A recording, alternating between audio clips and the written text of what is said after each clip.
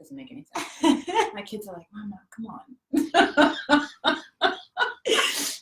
I'm like, we're on. Okay. This is, hey everyone, I'm Carmen, digital editor at Ms. I'm here with Sisonke Msimang talking about her memoir, Always Another Country, which is literally one of the best books I feel like I've ever read. Oh, wow. Thank you. I'm going to record that. I'll send you the sound clip afterwards. Well, and it was just, I mean, the book is so beautifully written and, you know, there's just so much. There was so much in it that I was like, oh, I want to talk to her about that. I want to talk to her about that. This morning I had to like review all of my dog-eared pages. And, you know, I just feel like this whole conversation and the book couldn't have come at a more sort of politically apt and necessary time. And so, yeah, I just thank you so much for writing it. Thank you for being here with us today. Thank you for reading it. And yeah, you know, and I'm curious, I feel like this is it's a quick entry, but you've spent your lifetime living all around the world in all these different contexts across Africa and Canada and the US, even in Australia.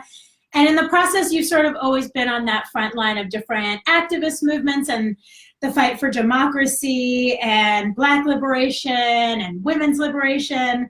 And, you know, especially because you sort of watched as the fight for freedom in South Africa was achieved, and then as South Africa tried to build its democracy and at some points fell short of maybe achieving this dream. And I'm sort of, I can't help but wonder with this firsthand intimate awareness of the interconnectedness of democracy and equality and justice, what your thoughts on today's global political climate is, just because it kind of seems like democracy is in danger everywhere. So, I mean, I think for me, the starting point is like, democracy is always in danger, right? So it's always in need of defending, because democracy exists to try to level out power imbalances. And we live in a fundamentally unequal world, right? So if you use that as a starting point, then in some ways it helps you feel less depressed about this particular moment. Because it allows you to have a long view. And so, you know, having been born in the 1970s, at a time when the idea that South Africa would one day be free was inconceivable to many people, and then having seen it happen, that often, you know, I have to remind myself of that when I start feeling too like, what the hell is going on? But of course, I don't want to be Pollyanna-ish. I mean, obviously, we are in a very difficult moment. And I think, you know, part of the reason this moment globally is so difficult, whether it's about refugees and immigrants, whether it's about racism on the rise, whether it's about climate justice, you know, part of the reason why this moment is so difficult is because it's a backlash moment, right? Because we have been so good at pushing and getting things into the law. And so the pushback is around undoing so many of those gains. And it's important to recognize that, because we are being pushed back because we have been victorious. You know? Yeah. Well, and I'm curious too, this idea that democracy always needs defending. I've been struck a lot watching things unfold on the global stage, and especially here in the US, with this idea of how quickly people adapt, and also how comfortable maybe less democratic modes of government become for people, and sort of how do you think democracy perseveres in the face of that sort of, you know, the helplessness, the hopelessness? It doesn't. So democracy does not persevere in the face of helplessness and if people get too accustomed to it. I also think it's important to remember that even when you try to defend democracy, the pushback can even be harder, right? So it's important not to take anything for granted. But watching the US in particular from the outside has been really interesting in the last couple of years. You know, Americans are very critical of themselves, and I hear lots of, you know, I'm connected to lots of progressive groups and lots of women's rights organizations, and you know, you constantly hear people talking about how, you know, how strong the other side is. But I have to say, the resistance has been pretty incredible, and sustained. So that, that large gathering of women who, descended on the White House, for the inauguration, that moment has not really dissipated. And to sustain those levels of activism and organizing, I think is pretty impressive. And of course, there's always this lag time between when you begin to organize and when the fruits of that labor begin to show themselves. So I'm hopeful. I'm cautiously optimistic, even though, of course, we recognize that the other side is organizing pretty. Yeah. Well, and one of the quotes that I had underlined in the book was that the rule of democracy is first you fight, then you win, repeat. How do you think we fight most strategically in this moment? I think it has to be organizing. So, I know it sounds cliche and it sounds boring, but in South Africa, when freedom finally came, one of the things that we did was we rested. There was this sort of collective, and we had the sense that people who had fought very bravely for us against a totalitarian or racist regime for so long, we kind of trusted them that they would continue to do that. And what we've learned is, of course, that politicians should never be saviors, and that people who did extraordinary things in extraordinary times, when ordinary times come, don't necessarily continue to be extraordinary, right?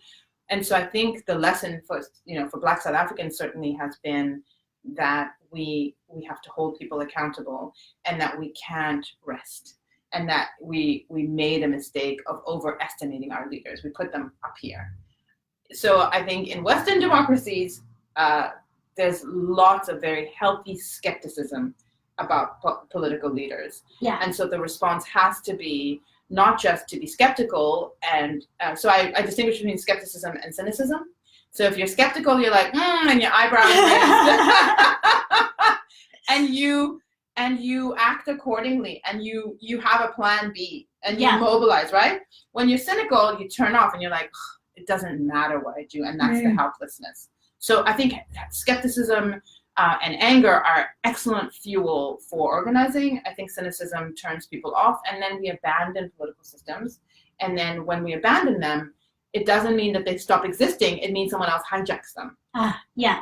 Right. Which I think, is totally what we see. What we see. Totally what we're seeing. Yeah. That this loss of faith only allows the people who have been sort of hiding in wait to jump in and take over what we decided we didn't want to work with anymore. That's right. Yeah. That's right. And I also loved that your own story is so based in revolution. You were raised by revolutionaries, and you came up in a time, you describe it as, that you were growing up in the decade of the woman, in the UN's decade of the woman, and your parents were so just really continuously waiting for and fighting for a free South Africa. And at one point, and a lot of the book is about how you reconcile these principles that you are steeped in, and then the sort of realities of the world and the ways you have to move around the world. And you talk about how it's one thing to understand feminism and quite another to practice it. And so I'm just curious, in this moment, what does living your feminism look like? I think in this moment, living your feminism really means holding the line in many different spaces. So when the political moment is in our favor, when we're making strides in the legal domain, when you can go out on the street and wear whatever you want without being questioned, like in those brief moments, because they haven't, then you don't have to necessarily on a daily basis fight for your feminism. You can take it for granted, which is the world we want, right? Yeah. But I think at this moment where everything is under interrogation, everything is questioned, I think living your feminism means holding the line a lot, often. So it is tiring, but it also means not, to the extent that you can, not allowing a comment to pass without questioning it or challenging it. To the extent that you can, not seeing something happen and not having a strategy for dealing with it. And when I say strategy, I mean like very simple things, not like big, grand organizing strategies, although those are very important too. But I think often people feel like if they're not involved or engaged and there are many reasons why people can't necessarily be engaged in collective political struggles, because life is tough and many people are just, head above water. So right? But then I think what it means is that you still can do something in your daily life. So I'm involved with this there's this group of young women called the Young Women's Boxing Challenge in Perth, Australia. Ooh. And they box to keep fit. And it's like this really wonderful array of all body shapes, sizes. Like it's just wonderful. But also like at the end of the class, they always invite like an older woman to come and talk to them. And everyone sits on the floor and in a circle, and it's a discussion about like, so what's going on? Like what's going on politically? What are you thinking about? Oh, awesome. So it's boxing and politics. I'm like, let's start hosting those right here in this They're office. amazing. It's amazing. It's amazing. And in those sessions, like one of the things that I took away was we were having a discussion about what you do when people make sex, because a lot of the young women are in high school, so it's 15 to 20. Yeah. What do you do when someone makes a sexist joke or a racist joke? And it was like really interesting, the strategies that they have for dealing with it. And like the one that I took away, which was like, I'm so doing that, is when someone makes a joke, then you say, I don't understand why that's funny. So like you force them to explain why it was funny, because then you force them to be overtly misogynist or sexist or racist, like to say the thing that the joke is premised on. So I think to your question, it's really about like holding the line every day in smart ways that will work for the person.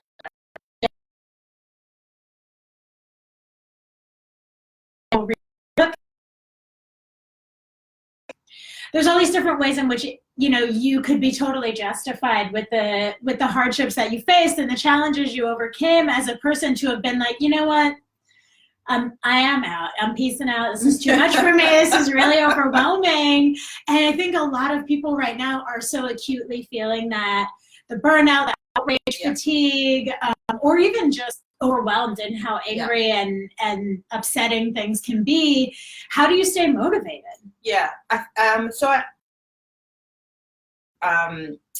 When I'm not writing is storytelling. So I help people to shape their stories, and it's wonderful, very energizing, and that doesn't feel hard, but in some ways feels really important. And one of the things that I tell people all the time, particularly women, is like, when you speak out, when you are telling a story about something that happened to you, it's really important to you don't have to talk about things that hurt. So I think we're encouraged in this moment especially to talk about things that hurt, but I think all of us have had things that hurt at one point and no longer hurt. And I say, talk about the thing that doesn't hurt anymore, right? So it's the difference between wounds and scars, right? So I talk about this all the time. I feel like I'm repeating myself, but for those who haven't heard me say, Pastor Nadia Boltz-Weber, who's based in Colorado, she has this thing about wounds and scars. And so I sort of have put that into my storytelling practice. So the idea is that, like, if you think about the relationship between a wound and a scar, when you have a wound, you hold it very close to yourself, and as you should. But when you have a scar, you're like, oh my God, look what happened to me when I was 7, right? So speaking and organizing on the basis of things that have happened to you in the past, around which you no longer feel that somebody can hurt you, is a place of power. And I really admire and respect people who can speak even from within hurt. So we need both. But I think one way to stay motivated and not to get depleted is to talk about things that you have overcome. It's because that's when you can tell the story. You have a perspective on it, right? So, yeah. Oh, that's awesome. Yeah. And I mean, so empowering to sort of, because then in the process of telling the story, you're also like, I own this. I own what happened to me. Totally. Yeah. And that helps with this whole idea. And I think for, particularly for young women, I see this often, like, we're always being encouraged to be vulnerable, to put yourself out there. And the costs of that are significant, right? So I always say to people, do not put yourself out there if you are not ready for it, right? And there's a difference between vulnerability and exposure. So if you're going to feel exposed, don't do it. If you can hold that vulnerability because you know you have support and that you have an internal reserve that allows you to be vulnerable, then that's different and that's fine.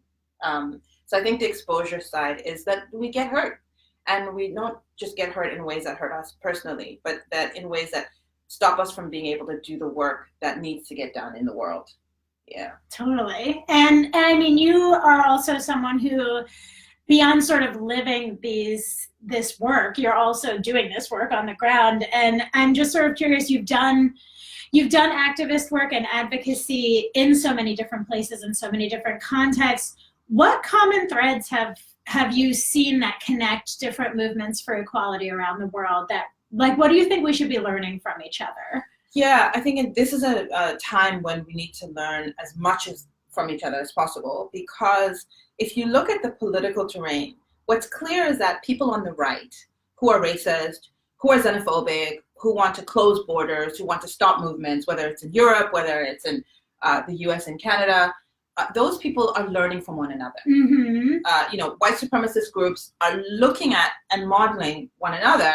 And of course, most of their organizing is also modeled on what we did to win. I mean, I'm like constantly amazed by the ways in which they invoke civil rights language, but okay. So they're connected, and I think it's, we have to therefore really focus on how we are connected. So I think one of the clearest ways in which activism continues to be effective is that it's sustained.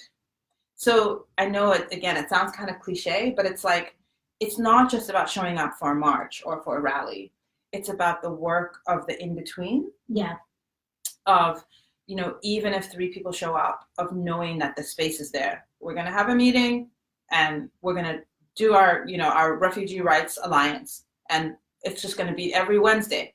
People are going to be there, right? And even if 3 people show up, over time, that space is there, because the space isn't just a space. The space is a place for intellectual mobilizing. Yeah. It's a space for thinking problems through.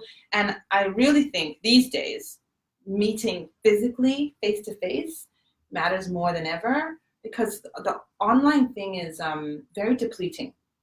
And it allows for a level of aggression and meanness that isn't real life.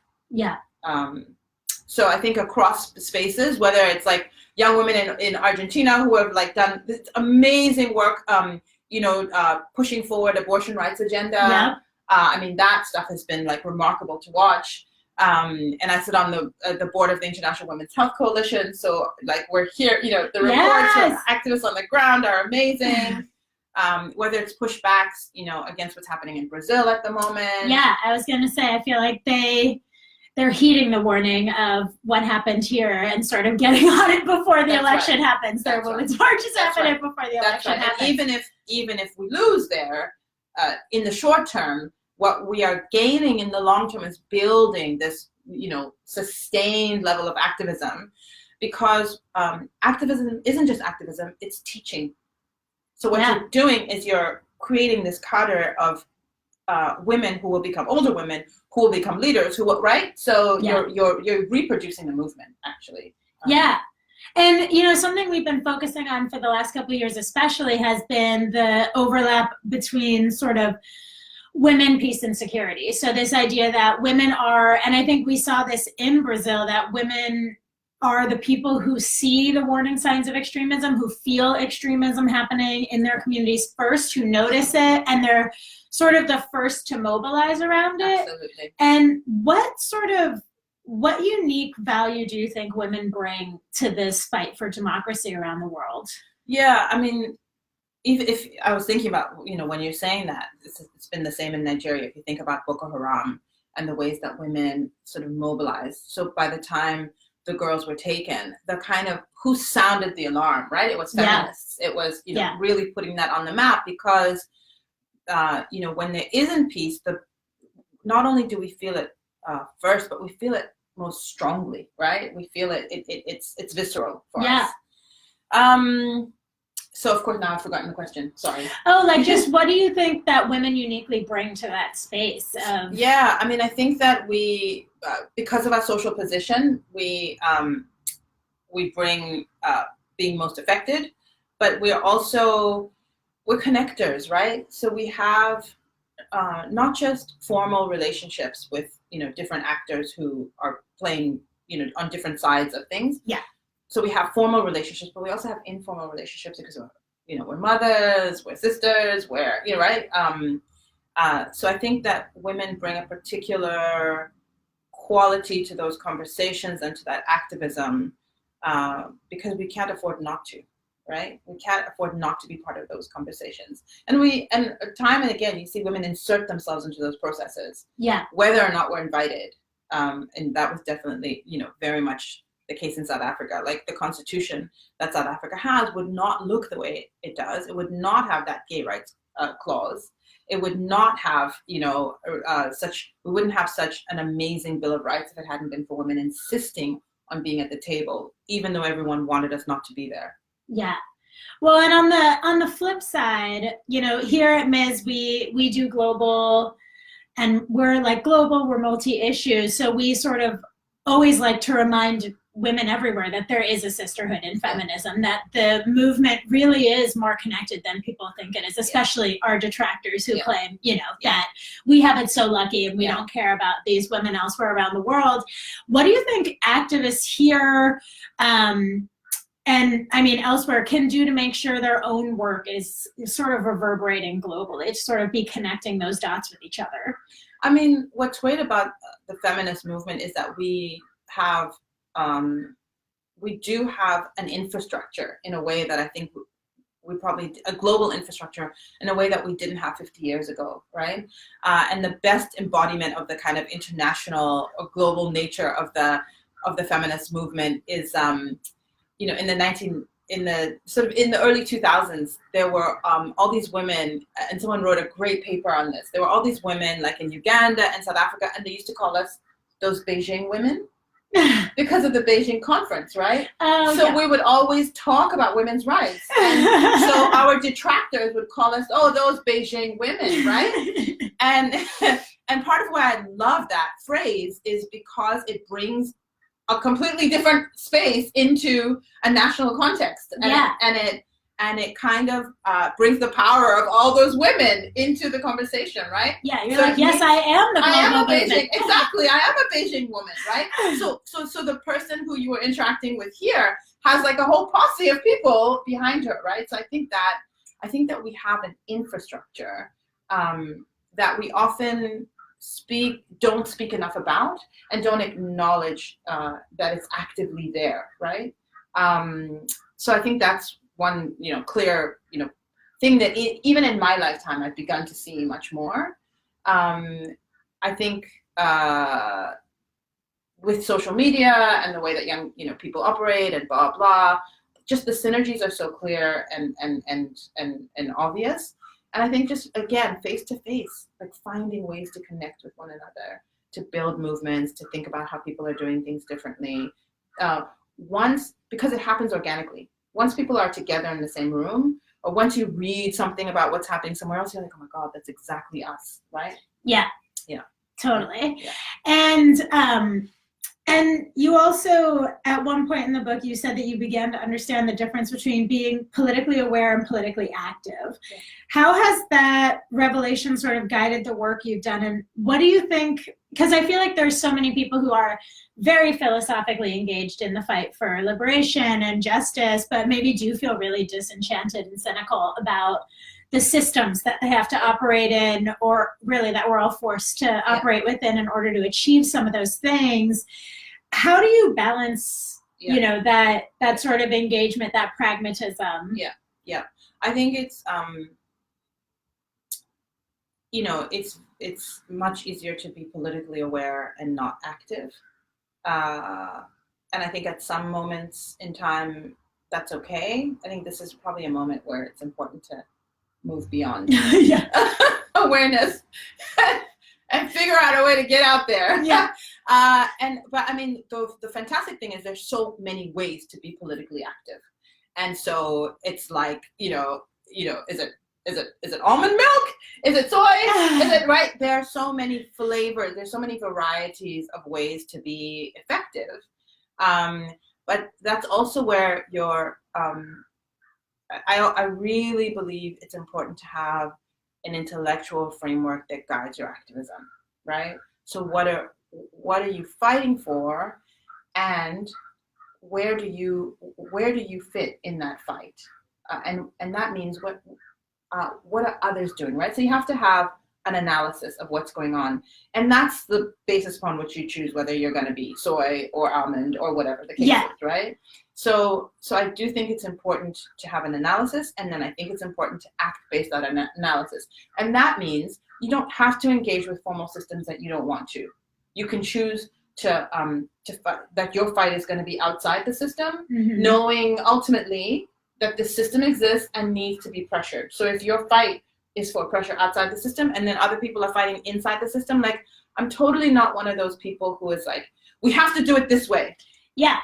Well, and it takes, I've always told people, I feel like people present activism as this either or. You're either fringe or you're mainstream and you're in the system, and it's like we actually need all those different pieces to come together at the same exact time to make magic stuff happen. All the voices matter, and all the different ways. And I think that often with, on the more progressive side of politics, we do get really caught up in these fights about process and about strategy that often don't matter.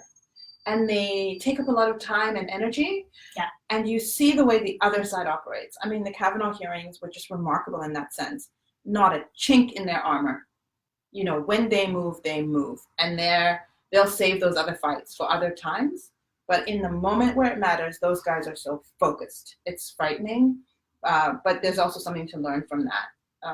Yeah, for sure. Yeah. And just in terms of the balance and stuff, we were talking about anger before the broadcast started, and there's also a lot of stuff in the book about forgiveness, about this idea of redemption.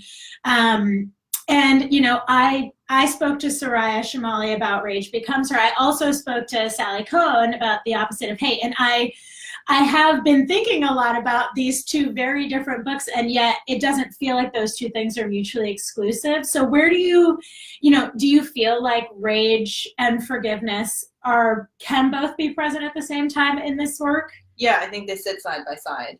And I think the more evolved you are as a person in your own direction, right? So I'm not saying what evolution looks like, but the more evolved you are in your own self, the more you're able to use a context to decide when you will be enraged and when you will forgive and when you will, right? You do that based on your analysis, based on a whole bunch of stuff that's happening out there, but also, inside yourself. I mean, I will say that on the anger piece, I was having a conversation with a friend of mine, African-American woman, and it is notable how, I think we need to talk a little bit about race and anger, right? Yeah. Because it is notable how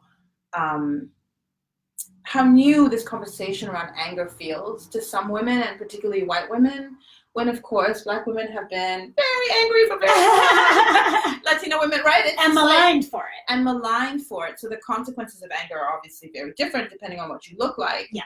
But also, I think, more and more, and we had this conversation a little bit before, this started, was for me, and like thinking about Serena Williams, right? For me, like, anger is a container. And so often, like, it looks flat. But what's held within anger is like disappointment and sadness and betrayal. Like, there's all of these other things that sit inside anger.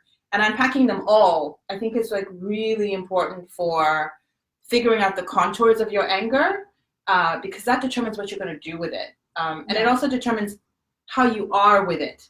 So that's what determines whether you forgive or whether you are able to move on, or whether you're, right?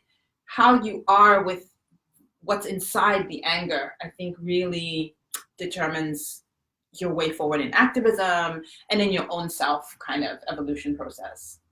Yeah, totally. And, you know, I think that one of the sort of cornerstones of what Sally talks about in her book is this idea that the opposite of hate isn't love. It's not everything you did was fine and I'm okay with it and I accept it just as it is. It's just connection. It's just being willing to talk to someone, to actually engage in a dialogue with someone, which obviously, you know, means different things to different people in different times and how able they are to do that. But then it's also something Soraya touches on in the book is this idea that if we don't communicate our rage, what are we doing? We're just building resentment. That's right. We're not communicating. We're just being deferent to each other and nothing changes. Yeah. So it's almost like rage follows into forgiveness, which then is what can breed that change. Or not. I mean, you know, in South Africa, the experience of forgiveness has been very top down.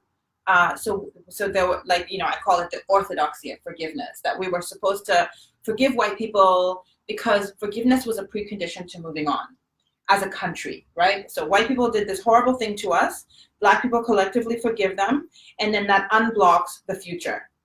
And it's like we can't move on if we don't get past this. Yeah, and it's like, actually, I can get past a lot of things without forgiving, right? I fold what has happened into myself, an analysis of it, but I don't have to forgive now. I don't have to forgive on your time frame, right? So I think part of the problem with South Africa was there was a prescribed time frame. We had 5 years to forgive.